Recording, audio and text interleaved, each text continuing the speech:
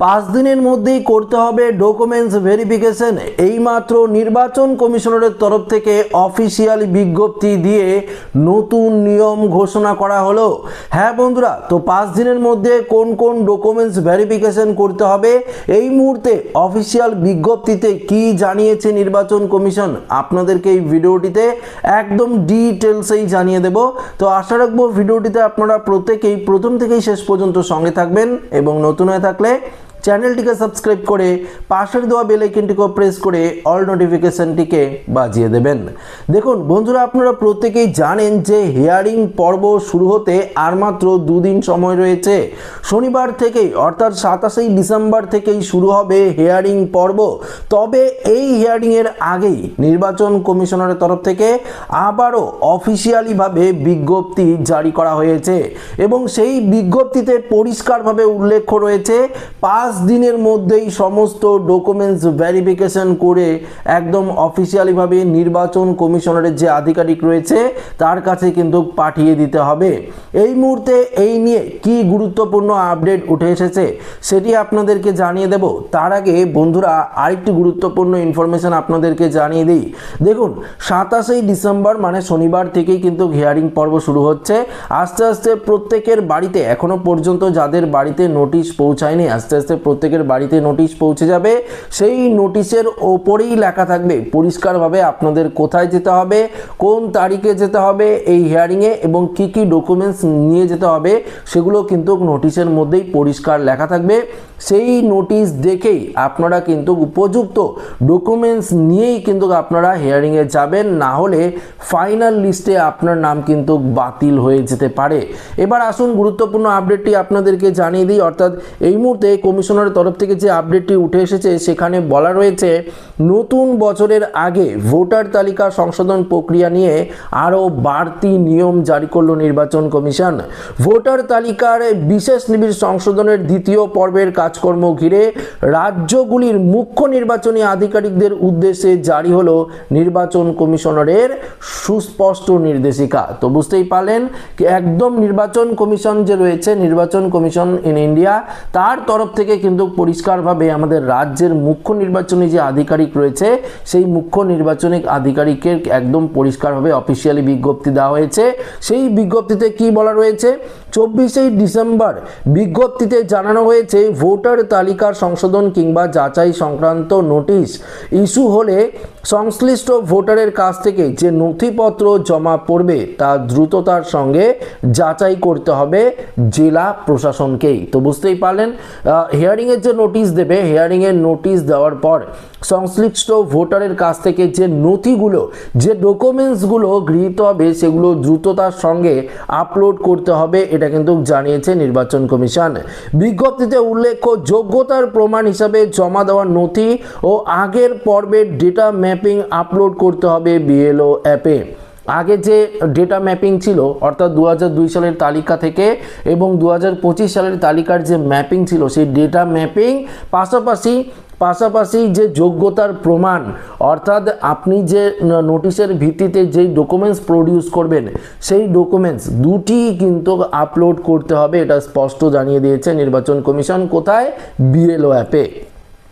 কমিশনারের কথা অনুযায়ী নোটিশ পাওয়া ভোটারের যে সমস্ত কাগজপত্র জমা দেবেন সেগুলি জেলা নির্বাচনী আধিকারিকের মাধ্যমে সংশ্লিষ্ট নথি প্রদানকারী দপ্তরের কাছে পাঠিয়ে 5 দিনের মধ্যেই সত্যতা যাচাই করে রিপোর্ট কিন্তু তুলে ধরতে হবে কমিশনারের ওয়েবসাইটে।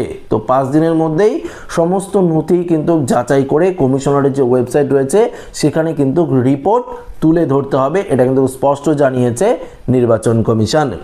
আরও বলা হয়েছে নথি যদি রাজ্যের মধ্যেই বা অন্য জেলা থেকে ইস্যু করা হয়ে থাকে তবে জেলা নির্বাচনী আধিকারিক সেটি কমিশনারের ওয়েবসাইটে সংশ্লিষ্ট জেলা প্রশাসনের কাছে পাঠাবেন যাচাইয়ের জন্য এবং যাচাই শেষে তা ফিরে আসবে আবেদনকারীর জেলা দপ্তরে। কিন্তু কোনো নথি যদি রাজ্যের বাইরে বা অন্য কোনো কর্তৃপক্ষের ইস্যু করা থাকে সেক্ষেত্রে বিষয়টি সরাসরি রাজ্যের মুখ্য নির্বাচনী আধিকারিকের কাছে পাঠাতে হবে যাচাইয়ের জন্য। তো বুঝতেই পারলেন, ধরুন আপনি আমাদের পশ্চিমবঙ্গের ধরুন আপনি হাওড়া ডিস্ট্রিক্টের বা ধরুন হাওড়া বলছি না, পূর্ব বর্ধমানের বাসিন্দার, এবং সেক্ষেত্রে আপনি আগে ছিলেন উত্তরবঙ্গে, ধরুন আপনি আগে ছিলেন উত্তরবঙ্গের কোচবিহারে, সেক্ষেত্রে কোচবিহারে আপনি ছিলেন আগে বসবাস করতেন, সেখানকার নথি যদি আপনি এখন পূর্ব বর্ধমানে রয়েছেন সেই জায়গাতে আপনার হিয়ারিংয়ে ক্ষেত্রে যদি আপনি এখানকার নথি দেন সেক্ষেত্রে সেই নথি ভেরিফিকেশন করবে রাজ্যের মুখ্য নির্বাচনী আধিকারিক। এটা কিন্তু স্পষ্ট জানিয়ে দিয়েছে নির্বাচন কমিশন। কমিশনের নির্দেশ, এই নির্দেশনাবলী কঠোরভাবে অনুসরণ করতে হবে সকল জেলা নির্বাচনী আধিকারিক, নির্বাচনী যে নিবন্ধন আধিকারিক ও দেখতে পাচ্ছেন রোল অবজারভার অর্থাৎ ডিও এবং ইআরও প্রত্যেককেই কিন্তু এটা মেনে চলতে হবে।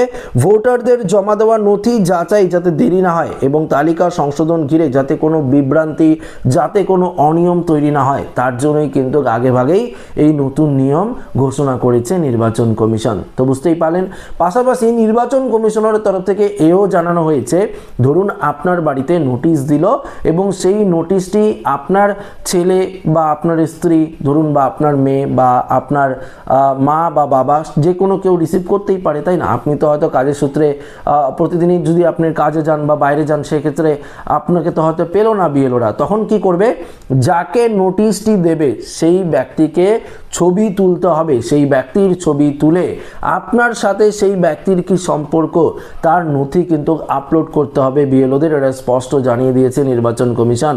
পাশাপাশি যখন আপনি হিয়ারিংয়ে যাবেন, একটু মনোযোগ সহকারে শুনবেন, যখন আপনি হিয়ারিংয়ে যাবেন উপযুক্ত নথি নিয়ে আপনার হিয়ারিং পর্বটা শেষ, সঙ্গে সঙ্গে কি হবে, ইআরও, এইআরও এবং মাইক্রো অবজারভার যাদের নিয়োগ করা হয়েছে, যে আপনার ডকুমেন্টসটি পরীক্ষা নিরীক্ষা করে দেখবে সেটি আসল না ডুপ্লিকেট ডকুমেন্টস, সেটি একদম সেই যে অফিসার সেই অফিসার এবং সবাই মিলে একটি কিন্তু ছবি সংরক্ষণ করতে হবে, সেই ছবিটিও কিন্তু আপলোড করতে হবে। পাশাপাশি ভিডিও রেকর্ডিংয়ের মাধ্যমে তো আপনার হিয়ারিং হবেই। তো হিয়ারিং নিয়ে কিন্তু কড়াকড়ি এবার চলছে নির্বাচন কমিশন, কেননা এসআর এর প্রথম পর্বে অ্যানুমিনেশন ফর্ম জমা দেওয়া এবং সেই ফর্ম ভেরিফিকেশন করা সেটা কিন্তু কোনো রকম একটা যে গুরুত্বপূর্ণ বিষয় সেটা না, গুরুত্বপূর্ণ বিষয় অবশ্যই, কিন্তু সেটাই যে ভোটার ভেরিফিকেশনের মূল যাচাই সেটা কিন্তু না। খসড়া তালিকায় আপনার নাম রয়েছে এবং তারপরও আপনার নামে হিয়ারিংয়ের নোটিশ আসলো, আপনাকে কিন্তু হিয়ারিংয়ে অবশ্যই যেতে হবে। এই হিয়ারিংটাই কিন্তু মেন বন্ধুরা, এই হিয়ারিংটাই কিন্তু মেন ভোটার ভেরিফিকেশনের যাচাইয়ের জন্য। ঝাড়াই বাছাই করে যেই সমস্ত ভোটারদের লিস্ট প্রকাশিত করা হবে এসআইআর ফাইনাল লিস্টে, তারাই প্রকৃত ভোটার এবং বাকিদের নাম কিন্তু একদম বাতিল থাকবে। যদি আপনার নাম ভুলবশত কারণে বাতিল হয়, পরবর্তীতে আপনারা 6 নম্বর ফর্ম ফিল আপ করে পুনরায় বৈধ নথিপত্র দিয়ে আবারও কিন্তু ভোটার তালিকায় নিজের নাম তুলতে পারবেন। এটা কিন্তু স্পষ্টভাবে জানিয়ে দিয়েছে নির্বাচন কমিশন। তো এই নিয়ে আপনাদের আর কোনো চিন্তা নেই। দেখুন, এক্ষেত্রে নির্বাচন কমিশন আজকে যে ভিডিওটি আপনাদেরকে বললাম যে 5 দিনের মধ্যে আপনাকে যখন হিয়ারিংয়ে ডাকা হবে আপনি তো ডকুমেন্টস দেবেন, পাশাপাশি সেই ডকুমেন্টসগুলো অবশ্যই কিন্তু যাচাই করবে মুখ্য নির্বাচনী আধিকারিক। যদি আপনি অন্য জেলার হয়ে থাকেন বা অন্য রাজ্যের যদি হয়ে থাকেন, অন্য রাজ্যের নথি প্রডিউস করেন বা অন্য জেলার নথি প্রডিউস করেন, সেক্ষেত্রে কিন্তু অবশ্যই সেই নথিগুলো যাচাই করবে মুখ্য নির্বাচনী আধিকারিক, তারপরেই কিন্তু ভেরিফিকেশন হবে। সেগুলো সমস্ত ডেটা 5 দিনের মধ্যেই আপলোড করার নির্দেশ দিয়েছে নির্বাচন কমিশন। তো আশা রাখবো ভিডিওটি প্রত্যেকের ভালো লেগেছে। ভিডিওটি ভালো লাগলে লাইক করবেন, বন্ধুদের সাথে শেয়ার করবেন, নতুন থাকলে চ্যানেলটিকে সাবস্ক্রাইব করে আমাদের সঙ্গে জুড়ে থাকবেন। ধন্যবাদ।